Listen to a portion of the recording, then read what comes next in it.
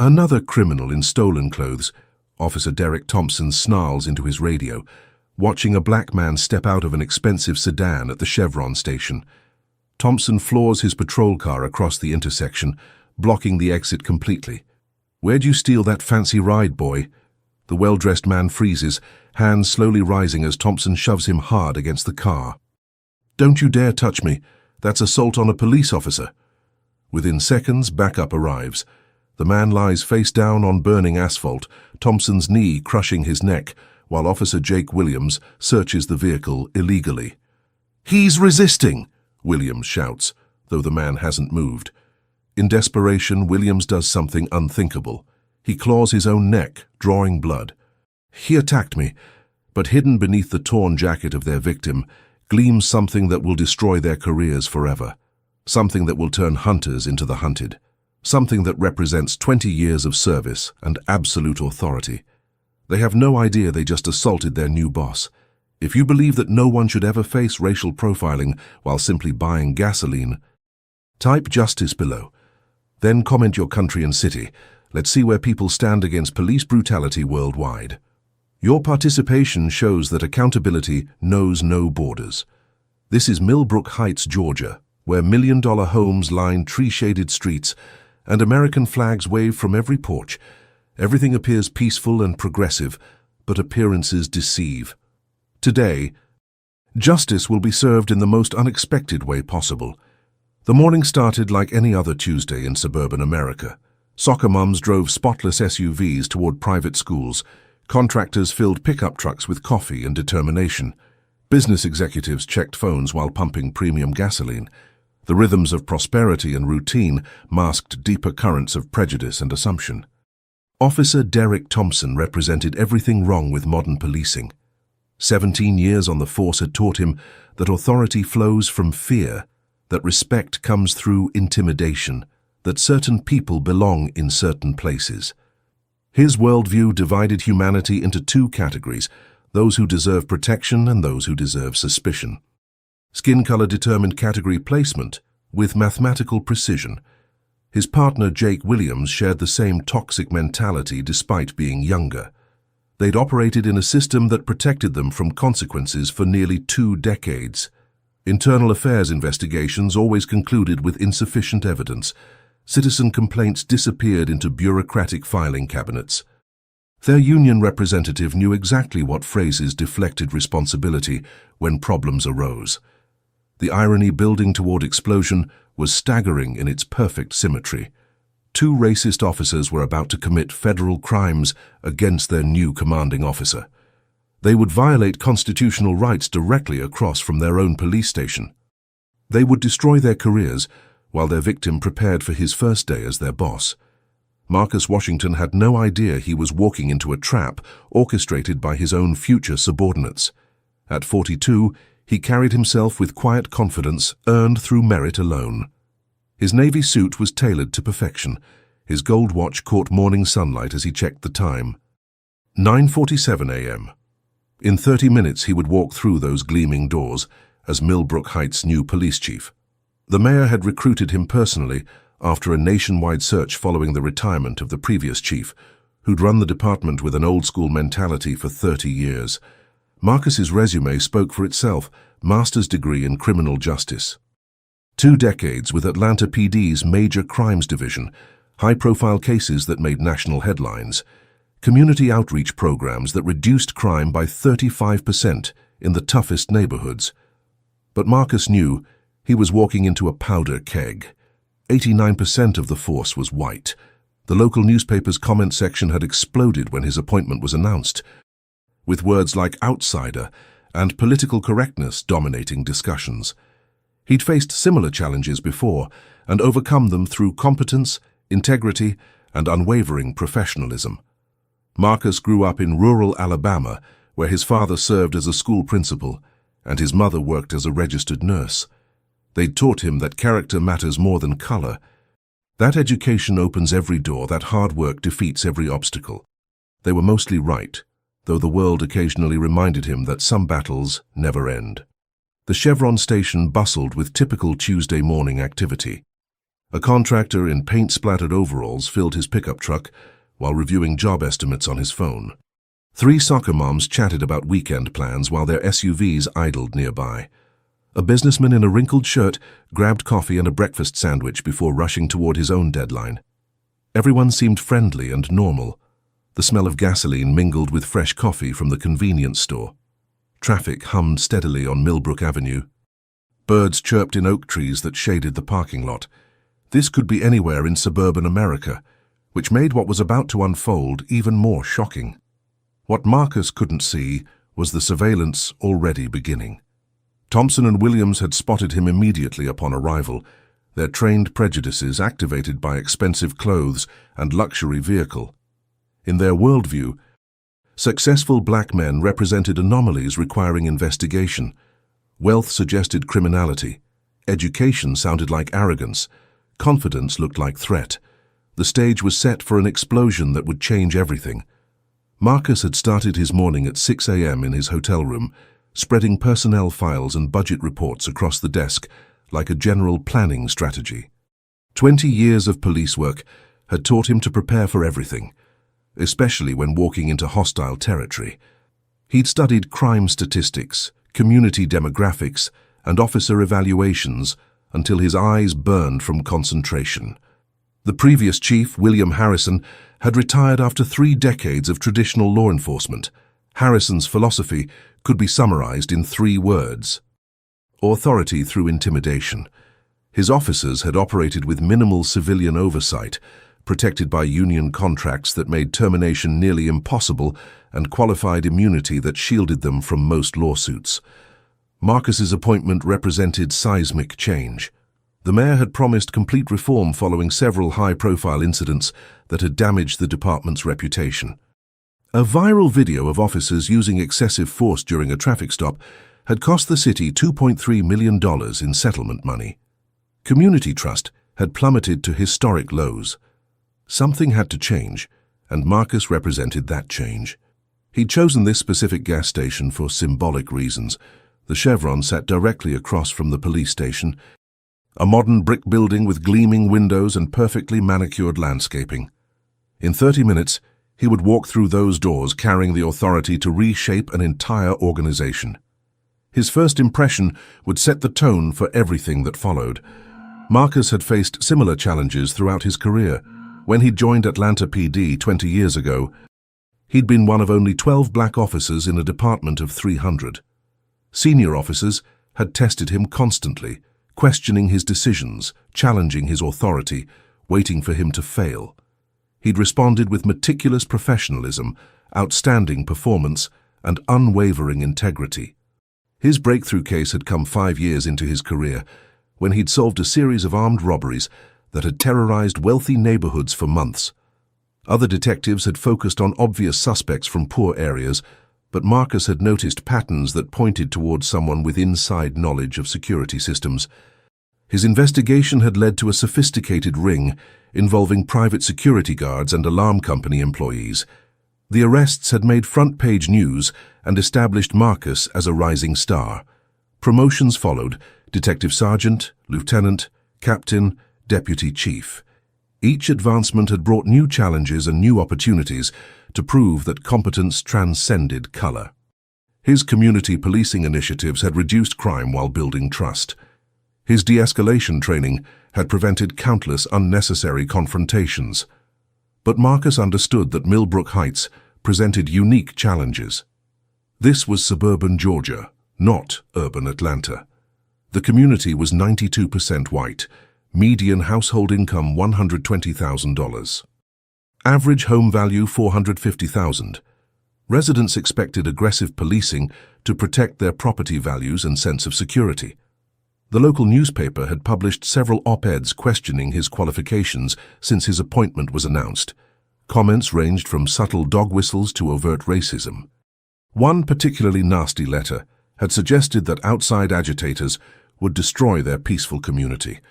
Marcus had read every word, understanding the resistance he would face. His strategy was simple: lead by example, demand excellence, treat everyone fairly, and let results speak louder than rhetoric. He'd implemented similar approaches in Atlanta's toughest precincts with remarkable success. Crime reduction, community engagement, officer satisfaction, and civilian trust had all improved dramatically under his leadership. Marcus believed in constitutional policing, where officers served and protected rather than occupied and controlled. He believed in accountability, where bad officers faced consequences rather than protection. He believed in community partnership, where police and residents worked together rather than viewed each other as adversaries. These beliefs would be tested immediately. His personnel files revealed several problem officers who'd accumulated multiple complaints without meaningful discipline. Derek Thompson had been accused of excessive force 6 times in 17 years. Jake Williams had 3 racial profiling complaints and 2 lawsuits settled quietly by the city. Both officers were scheduled to attend his introductory meeting in 90 minutes. Marcus finished reviewing files and closed his laptop with determination. He'd showered, shaved, and dressed with extra care, understanding that appearance mattered in first impressions. His navy suit was Brooks Brothers, purchased specifically for this occasion. His gold watch had belonged to his father, a reminder of the sacrifices that made this moment possible. He'd prayed briefly, asking for wisdom, patience, and strength. His faith had sustained him through previous challenges and would be tested again in the coming months. Leading change required moral courage, and moral courage required spiritual foundation. The drive to the gas station took 12 minutes through tree-lined streets that looked like movie sets depicting American prosperity. Every lawn was perfectly maintained. Every house displayed some version of patriotic decoration. Every car in every driveway cost more than most people's annual salary. Marcus had served communities like this before, understanding that privilege often bred entitlement, and entitlement often resisted accountability. His job was to provide professional law enforcement while building bridges of understanding and trust. Some residents would welcome reform. Others would resist change with every resource available. But Marcus was ready for the fight.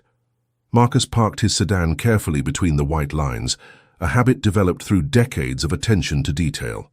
The vehicle was a charcoal grey BMW 5 Series, 3 years old, purchased used from a dealership in Atlanta. Not flashy, but undeniably expensive to anyone familiar with luxury automobiles. He'd bought it after his promotion to deputy chief, treating himself to reliable transportation that reflected his professional success. The morning sun climbed higher, casting sharp shadows across the parking lot. Temperature was climbing toward what forecasters predicted would be another scorching Georgia day, with humidity that made everything feel sticky and oppressive. Marcus loosened his tie slightly, already feeling perspiration forming despite the early hour. He surveyed the scene with professional eyes, trained to notice details others missed. The gas station operated efficiently, with steady customer flow and no obvious security concerns. 8 pumps served both regular and diesel vehicles. A small convenience store offered typical road trip necessities: coffee, snacks, lottery tickets, and overpriced beverages. Security cameras monitored every angle of the property. Marcus counted 4 visible units, including one directly above the main entrance that covered the entire forecourt. Modern establishments invested heavily in surveillance systems, understanding that video evidence protected against both criminal activity and fraudulent claims.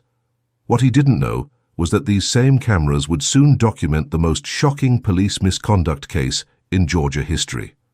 Other customers moved through their morning routines without awareness that they were about to witness something extraordinary. A contractor in paint-splattered clothing filled his pickup truck while reviewing paperwork clipped to a metal board. 3 soccer moms gathered near their idling SUVs, discussing school fundraising events and weekend soccer tournaments. A businessman in a rumpled shirt grabbed quick breakfast before continuing his commute. The atmosphere felt peaceful, normal, suburban. Birds chirped in oak trees that provided welcome shade from the strengthening sun. Traffic flowed steadily along Millbrook Avenue, carrying people toward jobs, schools, and appointments that structured their daily lives. Nothing suggested that this ordinary morning would explode into chaos within minutes, but across the street, predators had already identified their prey. Officer Derek Thompson sat in his patrol car outside the police station, radio crackling with routine dispatches. His shift had started at 6 a.m. with the usual briefing about overnight incidents, ongoing investigations, and community events requiring police presence. Nothing unusual had been scheduled, which meant plenty of time for proactive patrol work. Thompson's definition of proactive differed significantly from official department policy. Where training manuals emphasized community engagement and constitutional policing, Thompson practiced intimidation and aggressive enforcement. His philosophy was simple: show strength, demand respect, and remind certain people of their place in the social hierarchy. When Marcus's BMW pulled into the Chevron station, Thompson's prejudices activated like radar, detecting incoming missiles. Expensive car, black driver, upscale neighborhood, the combination triggered suspicion regardless of any actual evidence of wrongdoing. In Thompson's worldview, successful black men represented anomalies requiring investigation. He called his partner, Jake Williams, who was patrolling 2 blocks away. "Jake, get over to the Chevron, we've got a situation developing." Williams responded immediately, understanding the coded language they'd developed over months of partnership. Situation meant suspicious person, and suspicious person usually meant someone who didn't belong in their neighborhood. Williams arrived within 90 seconds. Parking strategically to observe without being obvious, the 2 officers watched Marcus exit his vehicle and walk toward the gas pumps with calm confidence. His movements were measured, deliberate, controlled, the walk of a man comfortable in his own skin and accustomed to respect. This confidence only increased their suspicion. In their experience, black men in white neighborhoods should display deference, nervousness, or at minimum acknowledgement of their minority status. Marcus's relaxed demeanor suggested either ignorance of local social dynamics or dangerous arrogance requiring immediate correction. They began documenting their observations with the selective perception that characterized their approach to law enforcement. Expensive clothes became evidence of theft. Confident posture became threatening behavior. Quality vehicle became probable stolen property. Their radio chatter reflected these assumptions without any supporting facts. "Central, we have a suspicious individual at the Chevron station on Millbrook Avenue," Thompson reported. "Black male, approximately 40 years old, expensive vehicle, acting nervous." The last detail was completely fabricated. Marcus appeared perfectly calm, but Thompson understood that official records required justification for subsequent actions. The dispatch operator logged the information without question. Thompson and Williams had built reputations as reliable officers who rarely made mistakes in their assessments. Their supervisors trusted their judgment and rarely questioned their reports. This institutional trust would soon become their greatest liability. Marcus remained completely unaware of the surveillance. He filled his tank methodically, running through his introduction speech one more time. He wanted to strike the right balance, confident but not arrogant, experienced but willing to listen, firm but approachable. His first impression would set the tone for everything that followed. What Marcus couldn't see was the trap closing around him with mechanical precision. Thompson made his move with predatory calculation. His patrol car screeched across the intersection, tires squealing unnecessarily as he positioned the vehicle to block the gas station's exit completely. The aggressive maneuver caught everyone's attention, transforming a peaceful morning into something that felt like a military operation. He emerged from the patrol car with theatrical authority, chest puffed with the confidence of a man who'd never faced consequences for his actions. His heavy boots crunched against loose gravel as he approached Marcus with deliberate intimidation. Every aspect of his body language communicated dominance: shoulders back, chin raised, hand resting casually on his service weapon. License, registration, and proof of insurance. Now.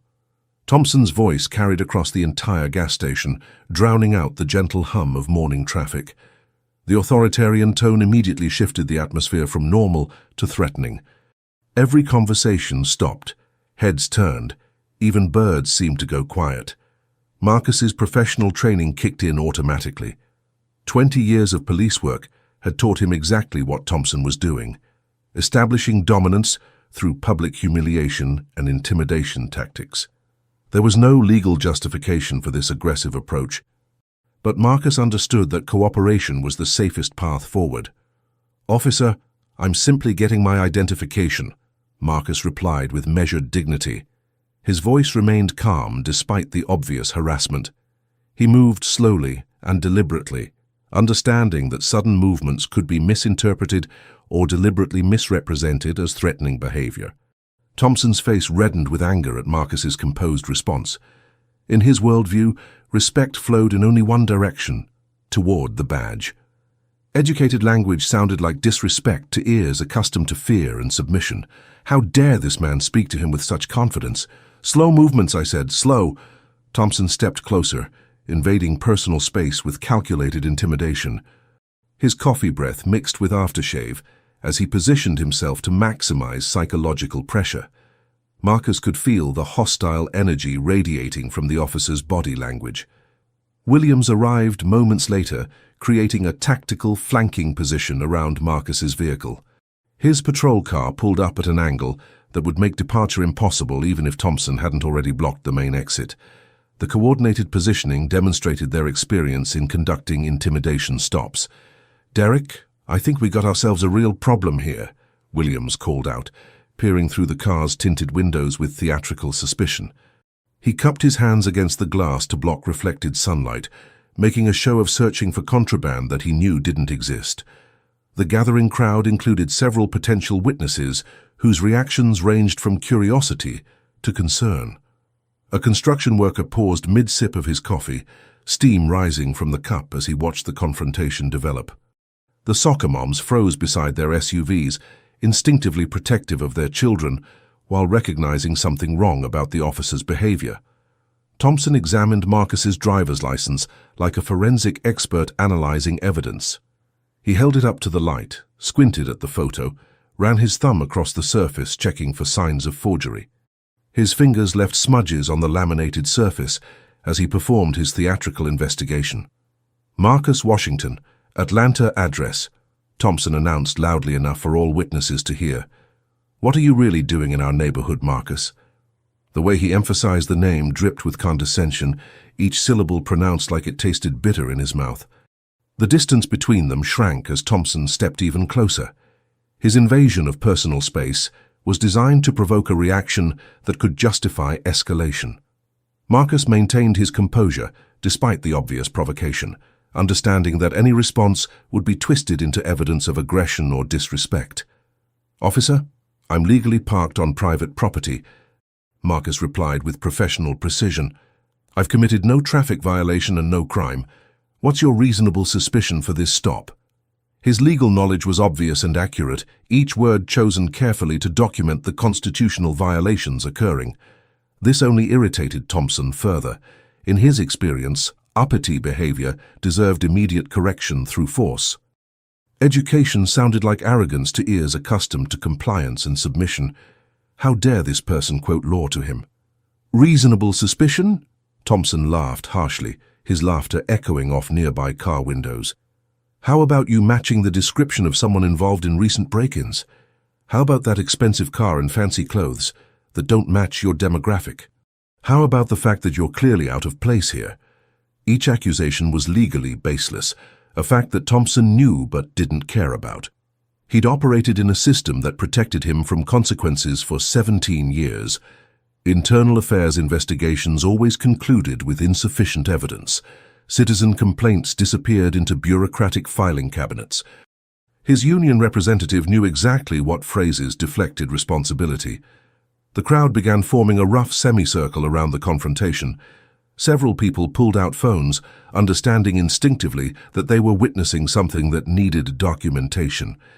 The construction worker set down his coffee cup on his truck's hood and started recording. One of the soccer moms began filming despite her trembling fingers. Marcus surveyed the scene with professional eyes. Multiple witnesses, multiple recording devices, 2 officers, escalating situation. He was outnumbered, but not outmatched. His years of experience had taught him to stay calm under pressure and document everything for the inevitable legal proceedings. The trap was closing, but justice was preparing its own surprise. "I smell marijuana," Williams announced loudly, despite the bright morning air showing no evidence of anything except gasoline fumes and coffee aromas from the convenience store. It was a classic fabrication, the go-to excuse for expanding searches. when no legitimate probable cause existed. The lie hung in the air like a challenge to reality itself. Several witnesses exchanged glances, their expressions clearly indicating they smelled nothing suspicious. The morning breeze carried typical gas station odors: petroleum, exhaust, coffee, and the sweet scent of blooming flowers from nearby landscaping. Marcus's eyes narrowed slightly, his professional composure cracking just enough to show controlled anger. "Officer, there's no marijuana in my vehicle. I don't use drugs, and I'd appreciate it if you'd stop making false accusations." His voice remained steady, but the edge of frustration was becoming audible. "Don't tell me how to do my job, boy." The racial slur cut through the morning air like a whip crack. Several witnesses gasped audibly. A middle-aged white woman in yoga clothes shook her head in disgust. The teenager filming whispered, "Oh my God," to her friend, who had also started recording. The word boy carried centuries of racial oppression and deliberate disrespect.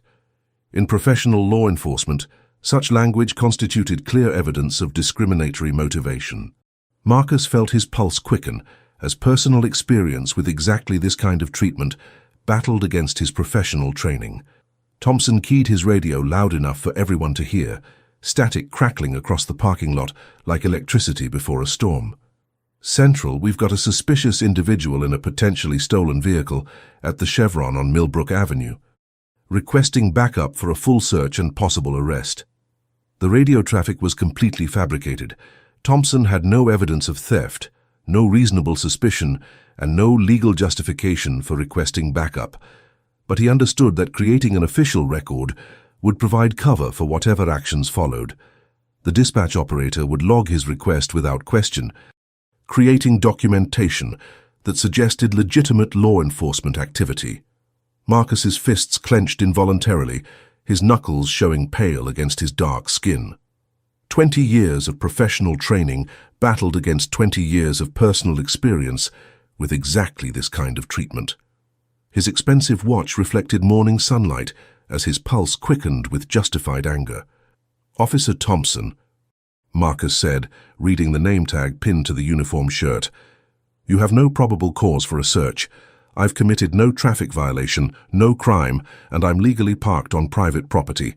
I explicitly refuse consent for any search of my person or vehicle." His professional language clearly irritated Thompson, who interpreted Marcus's calm demeanor as arrogance requiring immediate correction through force. Educated speech sounded like disrespect to ears accustomed to fear and submission from minority citizens. The crowd's reaction provided a real-time barometer of community sentiment. Dr. Patricia Davis, a retired professor who had stopped to buy coffee, stepped forward despite the potential danger. Her academic background had taught her to recognize injustice and speak truth to power. "Officers, this is completely unnecessary," Dr. Davis announced with professional authority. "I've been watching this entire encounter, and this gentleman has done nothing wrong. You're harassing an innocent citizen who was simply purchasing gasoline." Maria Santos, the gas station attendant, had watched the confrontation develop from inside the convenience store. Her immigrant background made her naturally suspicious of police overreach, but her sense of justice compelled her to act. She rushed outside to add her voice to the growing protest. "Hey, he wasn't doing anything wrong," Maria shouted, her accented voice cutting through the chaos. "I saw everything through the window.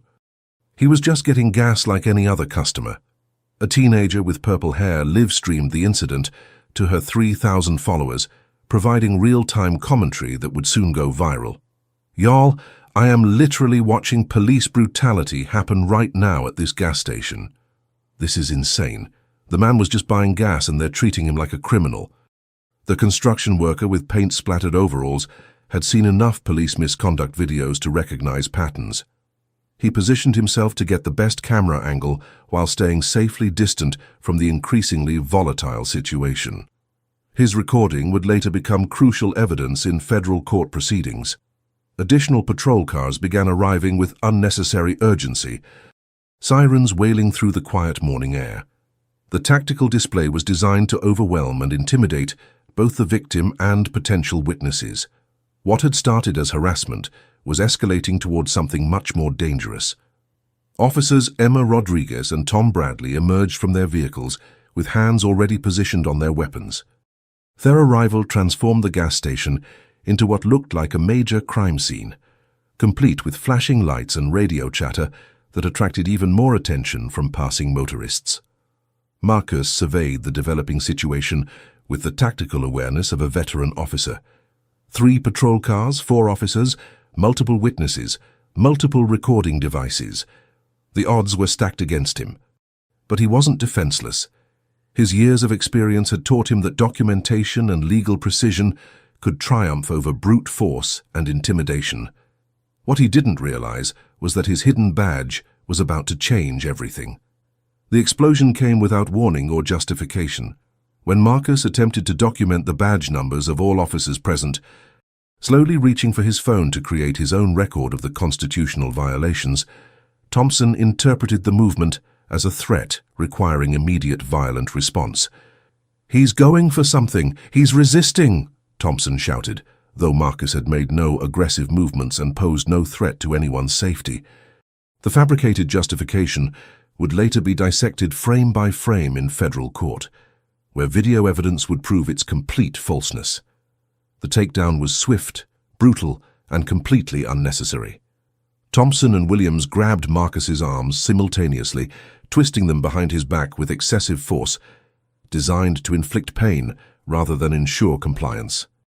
Marcus's expensive suit jacket tore at the shoulder seam as they drove him forward toward the unforgiving asphalt.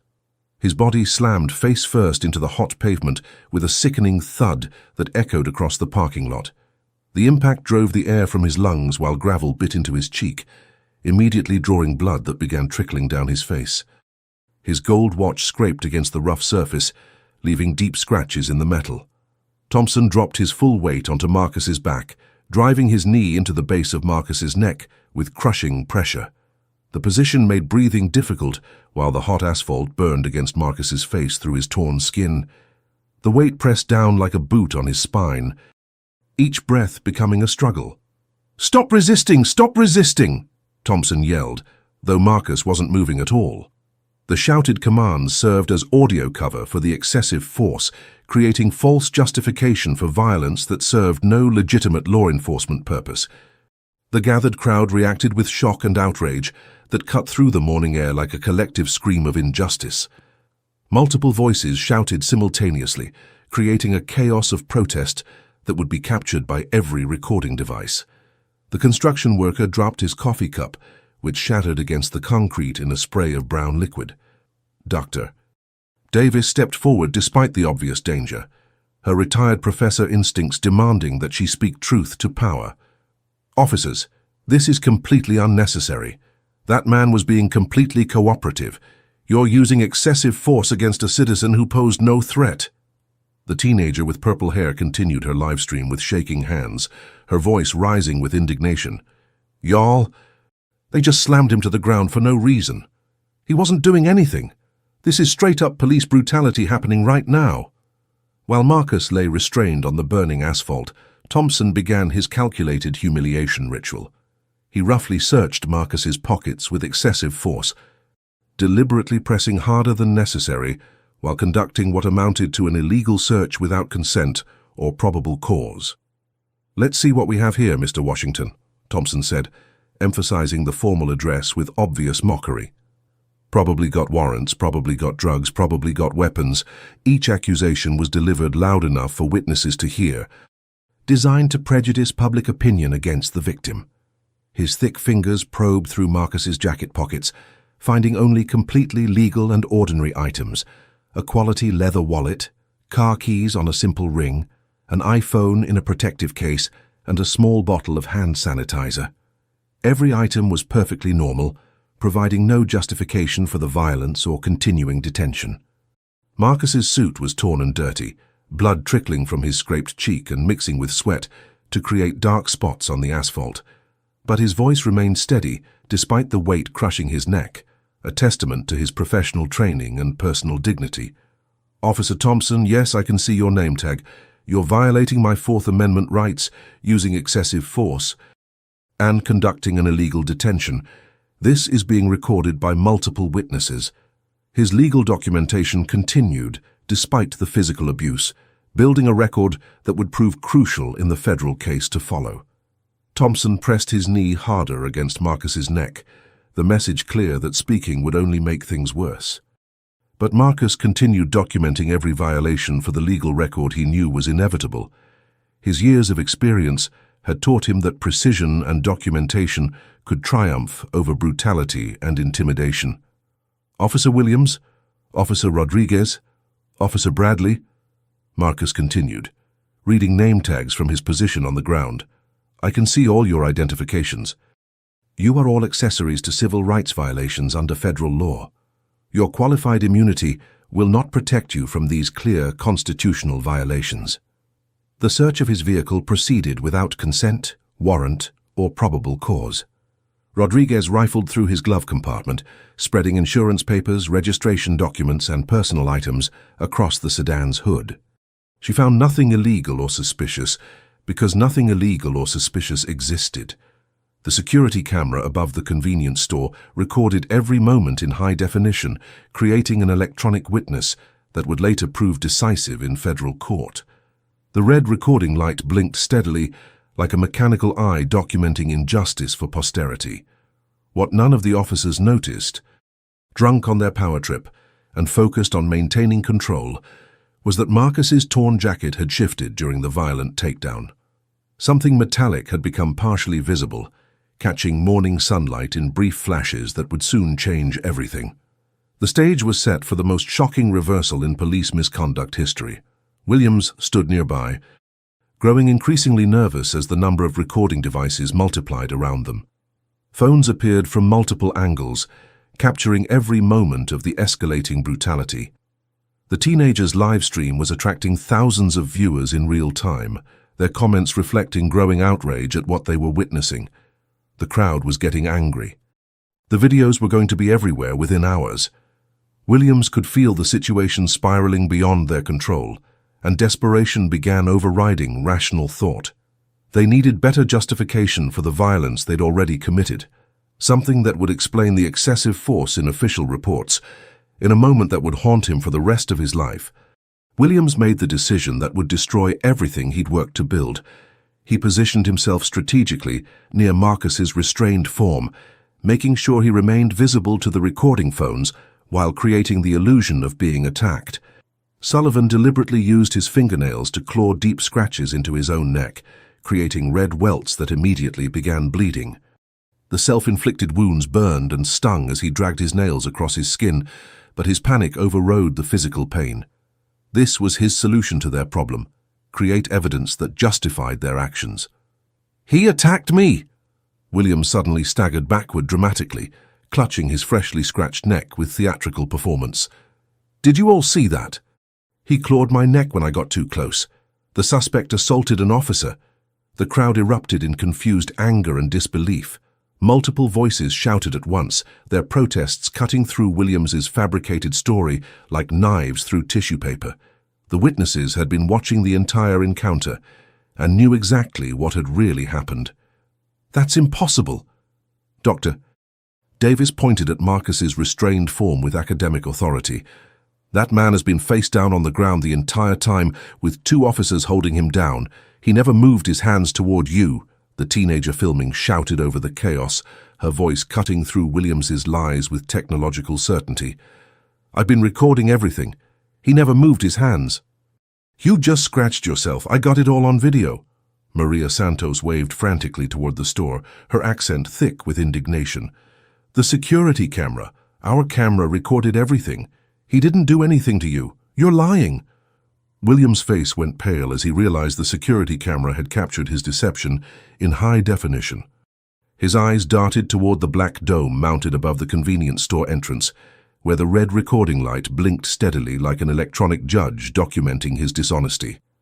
Maybe it happened earlier," Williams stammered, touching the fresh scratches that were obviously self-inflicted.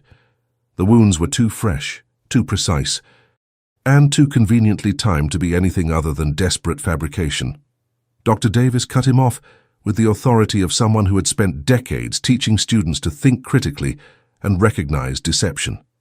"Young man, You just scratched yourself and blamed that innocent man. We all saw it happen. That camera saw it.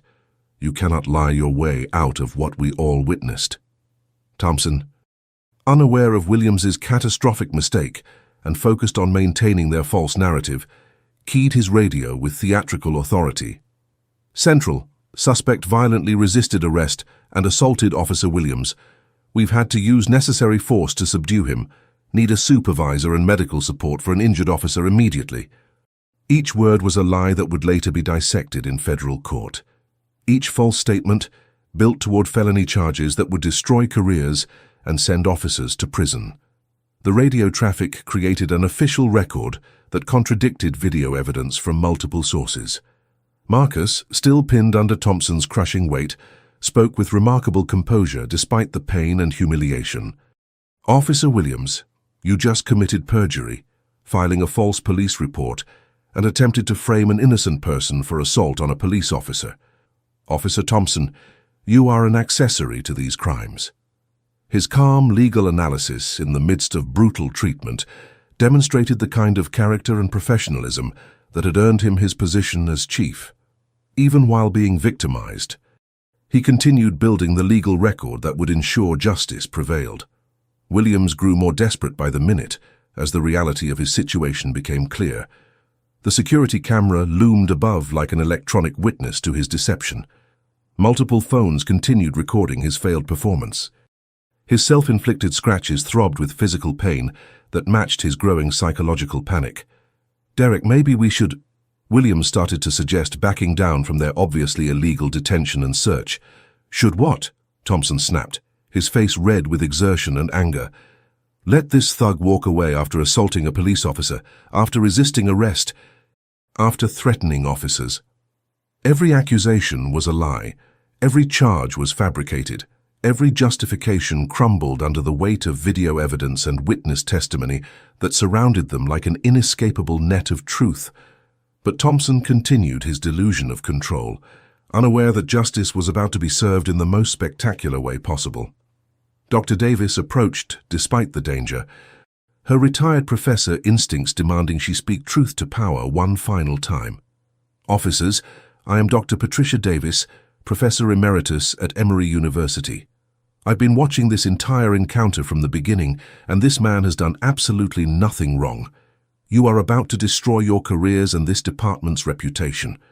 Thompson glared at her with contempt, his authority challenged by an educated woman who refused to be intimidated. Ma'am, you need to step back and let us do our job. His voice carried the arrogance of someone who had never faced real consequences for his actions. Your job? Dr. Davis's voice rose with indignation that cut through the morning air like a professor correcting a particularly obtuse student. Your job is attacking innocent citizens. Your job is letting your partner scratch himself and blame others. Your job is violating constitutional rights in broad daylight. The crowd murmured agreement, their voices building into a chorus of moral outrage. The recording continued from multiple angles, each phone capturing a different perspective of the same shocking abuse of power. The security camera documented everything in high definition, creating a permanent record that would later be analyzed frame by frame in federal courtrooms. Thompson roughly yanked Marcus to his feet for the arrest, his hands grabbing the torn fabric of the expensive suit with unnecessary violence. Blood from Marcus's scraped cheek had dried into dark stains on his white shirt, creating visible evidence of the brutality he'd endured. But something happened during the violent handling that would change everything. The torn fabric shifted under Thompson's rough treatment. Dr. Davis, standing near the convenience store at the perfect angle, suddenly saw something that made her gasp audibly.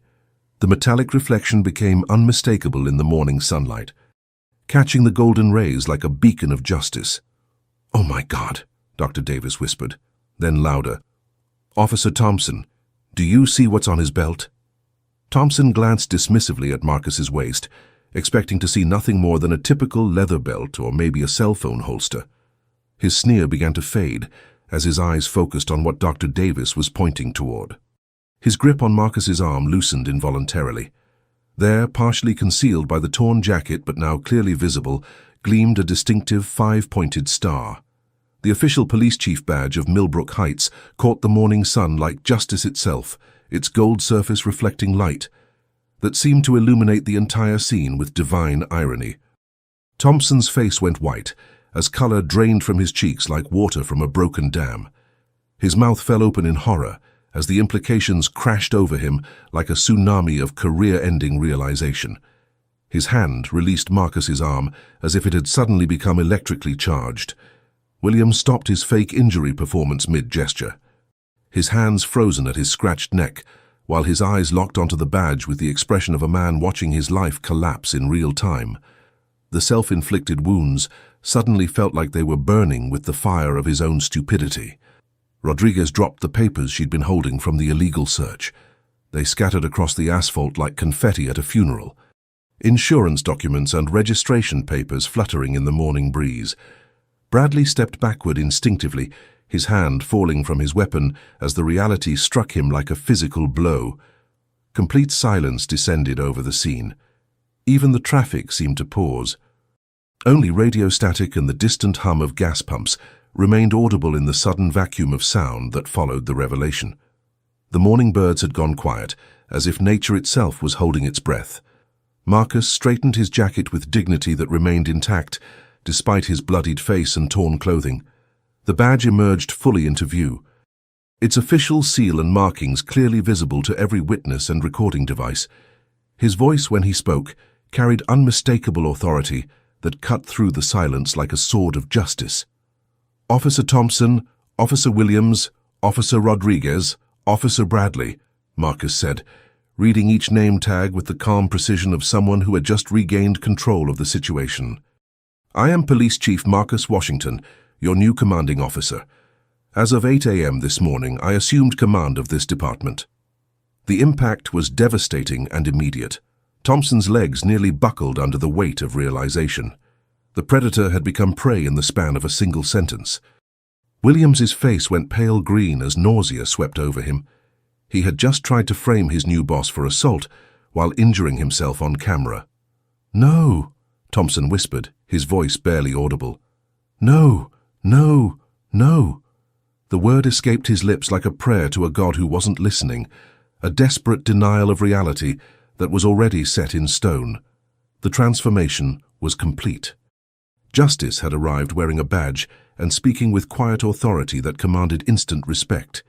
The crowd exploded in reaction as the full scope of what they had witnessed became clear. Maria Santos crossed herself and whispered prayers in Spanish, understanding that she had just seen divine justice manifest in the most unexpected way possible. The teenager, live-streaming, screamed into her phone, "Y'all are not going to believe this, they just attacked their own boss." Dr. Davis shook her head in amazement, her academic mind struggling to process the perfect irony of the situation. The construction worker laughed, not with humor but with the kind of bitter satisfaction that comes from seeing bullies finally get their comeuppance. His coffee had long since grown cold, forgotten in the drama unfolding before his eyes. Marcus continued his official response with the authority of someone who had just revealed his true identity. His voice gained strength with each word as he documented their crimes with legal precision. "You have just committed assault, battery, false imprisonment, illegal search and seizure, filing false reports, and Officer Williams attempted to frame your commanding officer while creating fake evidence through self-injury." He paused, letting their crimes sink into their consciousness like acid eating through metal. The morning sun beat down on officers whose careers had just ended in the most spectacular fashion possible. This occurred in front of 17 witnesses, recorded on 8 devices, including that security camera above the convenience store entrance. Williams's knees gave out completely. He slumped against the nearest car, reality hitting him like a physical blow that knocked the air from his lungs. Career over, pension gone, family destroyed, all because he had scratched his own neck and blamed an innocent man who turned out to be his new boss.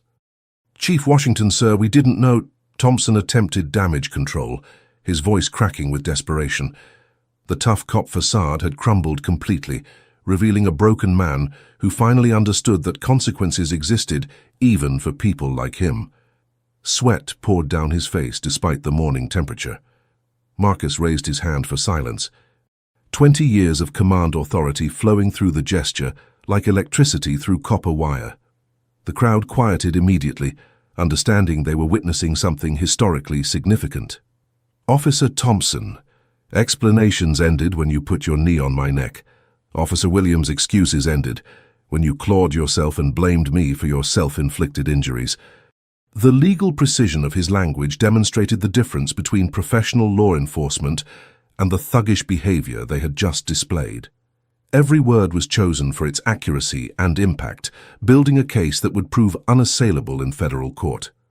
Marcus produced his credentials with the calm efficiency of someone accustomed to command. His badge gleamed in its leather wallet alongside his appointment letter from the mayor, signed just 48 hours earlier and bearing the official seal of the city.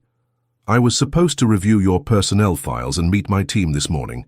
Instead, I've learned exactly what kind of officers I'll be commanding and which ones will be terminated immediately. His voice carried the full weight of police authority, mixed with controlled anger, that was more terrifying than any shouting could have been.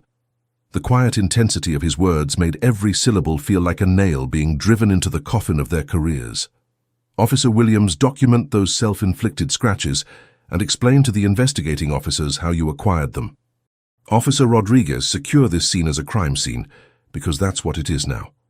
Officer Bradley, contact Internal Affairs, the FBI Civil Rights Division, and the mayor immediately. The orders were delivered with military precision, each command designed to begin the process of accountability that would follow. Marcus was treating them not as fellow officers, but as suspects in a federal civil rights case, which is exactly what they had become through their own actions. Thompson dropped to his knees on the hot asphalt before 17 witnesses and 8 recording devices, his descent captured from multiple angles for posterity. Please, Chief, we were just protecting the community. I have 17 years on the force. I have a family, I have a mortgage. Tears streamed down his face, mixing with sweat and creating dark spots on the pavement beneath him. The man who had wielded authority like a weapon minutes earlier was now groveling on the ground, begging for mercy from the victim of his brutality. Marcus's cold stare cut through Thompson's pleas like a laser through tissue paper. Protecting the community from what, Officer Thompson? A black man buying gasoline. Officer Williams, were you protecting the community when you clawed yourself and blamed me for assault? The questions hung in the air like accusations in a courtroom, each one designed to highlight the absurdity and criminality of their actions. There were no good answers because there was no justification for what they had done. Marcus held up his badge to catch the sunlight, ensuring every camera captured the image of justice personified. Gold gleamed like divine authority itself, reflecting light that seemed to illuminate the truth for all to see. This badge represents 20 years of service, community trust, and the law you just trampled. It represents authority you violated, and justice you will now face. The reversal was complete and total. The hunters had become the hunted, and justice was about to be served with mathematical precision. Within 48 hours, the story had exploded across every major news network with the force of a nuclear bomb detonating in the media landscape. CNN's breaking news banner read, "New police chief brutalized by his own officers on first day," in bold red letters that dominated television screens across America. The security camera footage became the most watched police accountability video in internet history, surpassing even the most viral police misconduct cases of previous years. The high-definition clarity captured every moment of Williams's desperate self-mutilation, Thompson's brutal knee-to-neck assault, and the shocking badge revelation that changed everything. Special Agent Sarah Martinez of the FBI's Civil Rights Division arrived from Atlanta with a team of federal investigators whose reputation for prosecuting police misconduct was legendary throughout law enforcement circles. Her steel-gray eyes surveyed the gas station like a crime scene, which it technically was under federal civil rights law. "This case represents everything wrong with police culture in America," she told the assembled reporters, whose satellite trucks now filled the parking lot where justice had been served. 4 sworn officers committed multiple federal crimes against their own commanding officer, while being recorded by multiple devices, its prosecutorial gold. The federal investigation moved with unprecedented speed, that caught even experienced civil rights attorneys by surprise. The gas station's high-definition security footage became the smoking gun that destroyed any possibility of defense or plea bargaining. Frame by frame, investigators documented Williams's deliberate self-inflicted scratches, while Marcus remained restrained and motionless on the ground. The video went viral globally within hours, shared millions of times across social media platforms, and picked up by international news outlets. BBC headlines read, "American police assault their own chief," while German newspapers called it the perfect symbol of American police racism.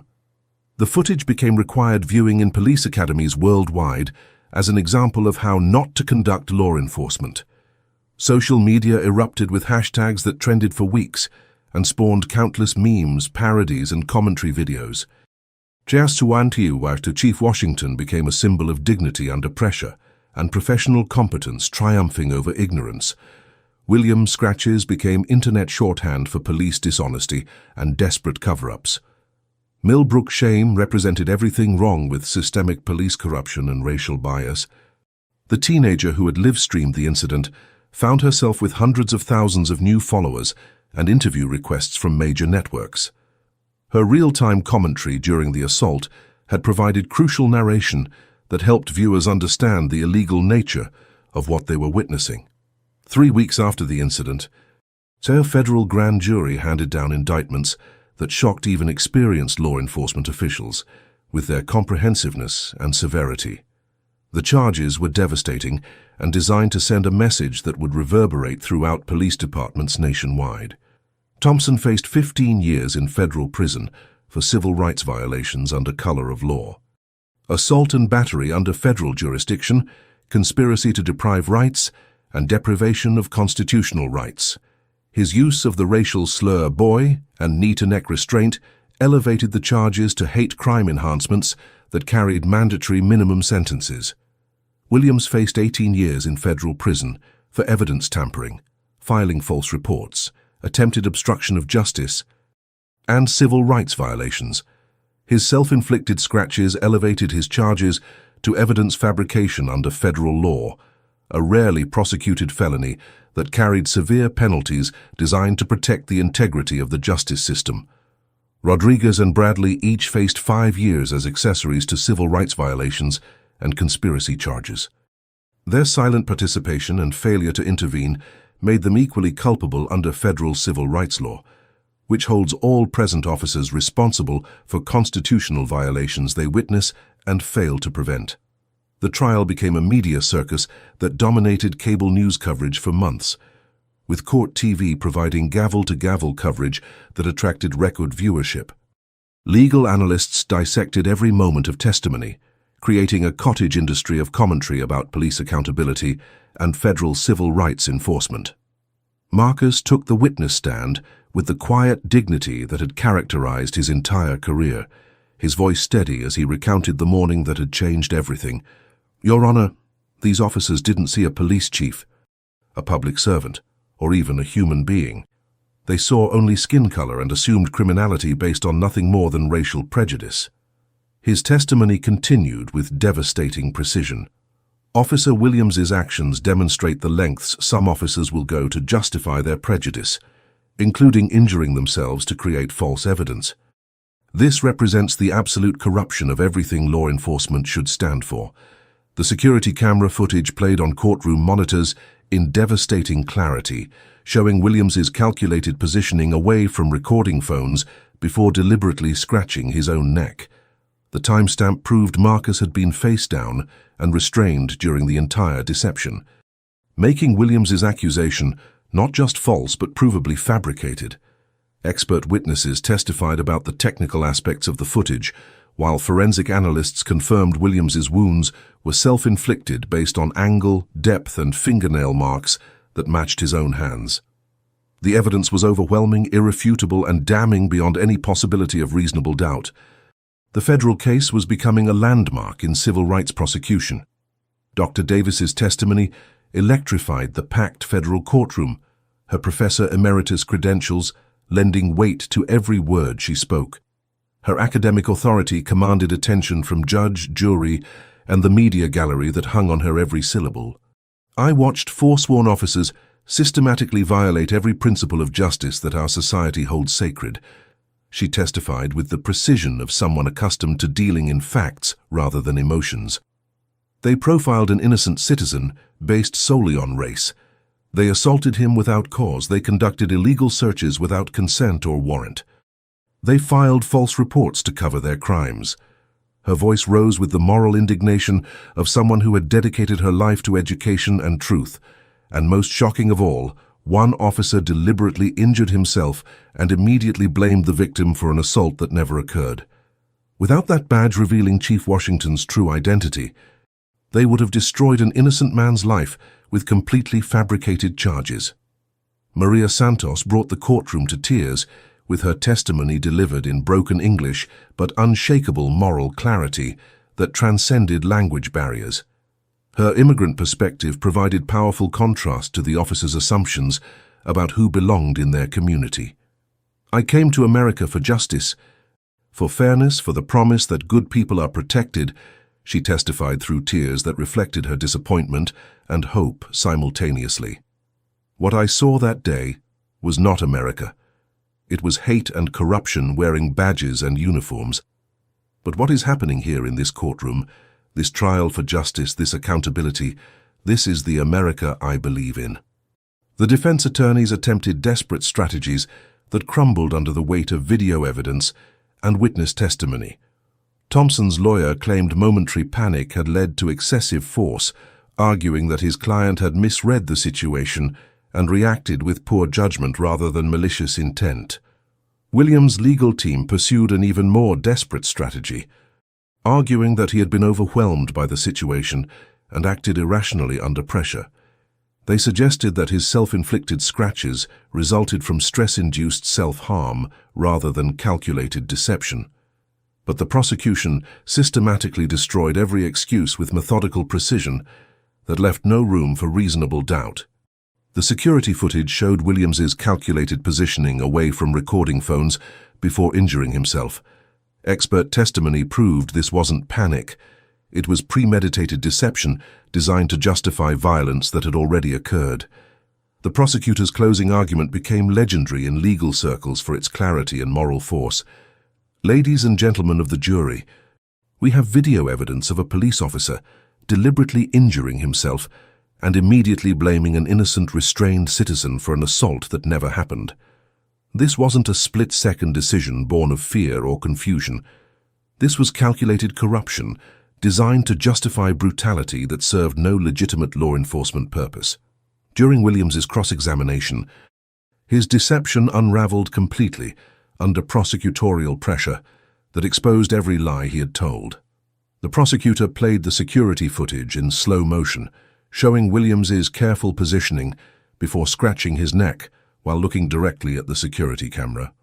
"Officer Williams, can you explain why you moved away from the recording phones before injuring yourself?" The prosecutor asked with surgical precision. I don't remember exactly," Williams stammered, his credibility evaporating with each evasive answer. "The timestamp shows you looked directly at the security camera before scratching your neck. Were you aware you were being recorded when you injured yourself?" "I wasn't thinking clearly at the time."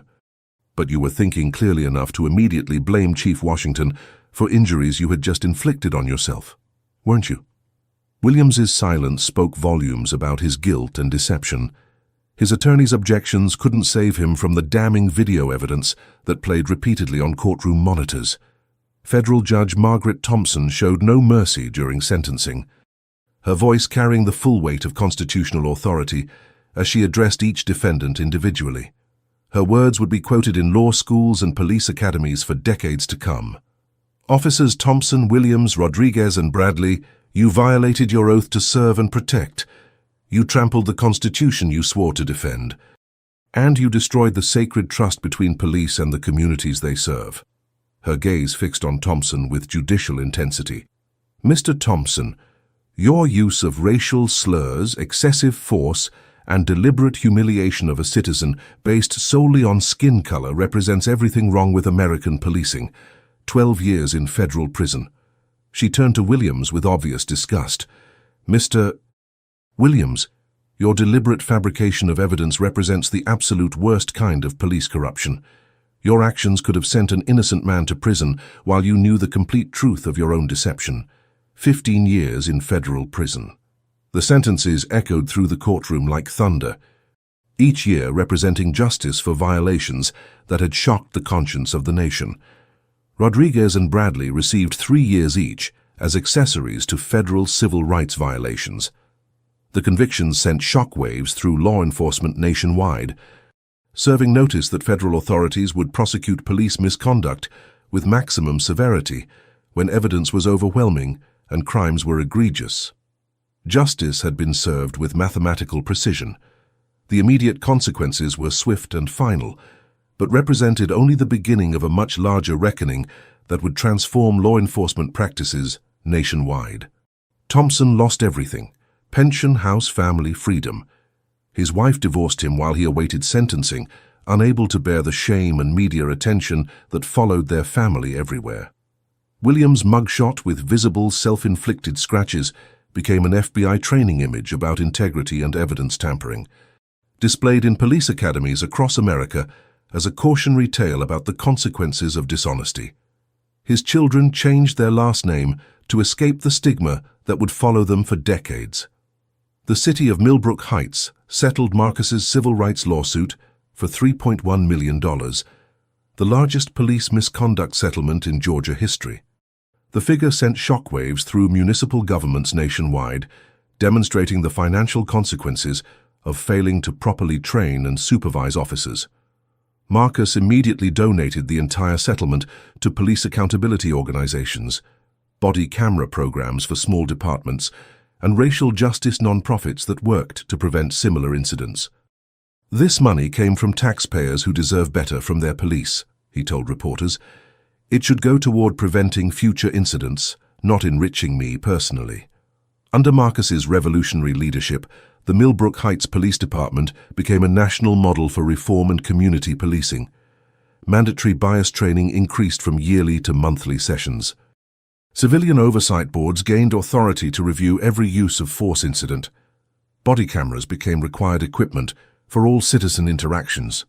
The Washington Protocols became studied and implemented by police departments across America, proving that reform was possible when leadership demanded excellence and accountability. Crime dropped 23%, while community trust soared to unprecedented levels, measured through independent polling. 6 months after the incident, Chief Washington stood in his corner office looking out at officers conducting a community policing event in the park across from the station. Children laughed as they played basketball with officers who had once viewed community interaction as beneath their dignity. His department had become a beacon of police reform that attracted visitors from agencies worldwide. 0 excessive force complaints, 0 civil rights violations, 0 lawsuits filed against the department since his arrival. The transformation was complete and measurable through objective statistics that impressed even skeptics. Marcus adjusted the same badge that had changed everything on that September morning, gold catching afternoon sunlight streaming through his office windows. That morning taught me that injustice can happen to anyone, anywhere at any time, he reflected to visiting reporters. But it also taught me that truth, evidence, and moral courage can triumph over prejudice and corruption, even when officers harm themselves to maintain their lies. The gas station now displayed a bronze plaque reading, "Site of Justice, where truth overcame prejudice, September 2024. Maria Santos, promoted to manager, told the story to every customer who showed interest. The security footage was preserved in the Smithsonian Civil Rights Collection as an example of technology serving justice. Chief Washington had spoken at 47 police academies, 12 universities, and the Congressional Black Caucus, carrying a consistent message about character, accountability, and the true meaning of service. His speeches always emphasized the same core principles that had guided his career. Dr. Davis and Chief Washington became close friends, working together on police-community relations initiatives that bridged racial and educational divides. She joked during public appearances, "Best $47 of gasoline I ever purchased. I witnessed history being made." The Richardson Protocols had been adopted by 300 police departments nationwide. with measurable results that impressed even critics of police reform. Officer complaints dropped 67% wherever his methods were implemented. Community satisfaction surveys showed dramatic improvements in police-citizen relationships. CNN's year-end special featured Chief Washington as Person of the Year, recognizing his impact on American policing and civil rights. "Sometimes justice comes when you least expect it," the anchor noted, "but when it does arrive, it changes everything for the better." Matthews served his first year of 12 in federal prison. Appeals rejected by higher courts that found his convictions legally sound and sentences appropriate. Prison interviews revealed no genuine remorse for his actions. "I was just doing my job the way I was trained. Political correctness destroyed my career." Williams served in a different federal facility, his self-inflicted scratches having healed, but psychological scars remaining permanent. Other inmates knew his case from extensive news coverage, and little sympathy existed for a police officer who had injured himself to frame an innocent citizen.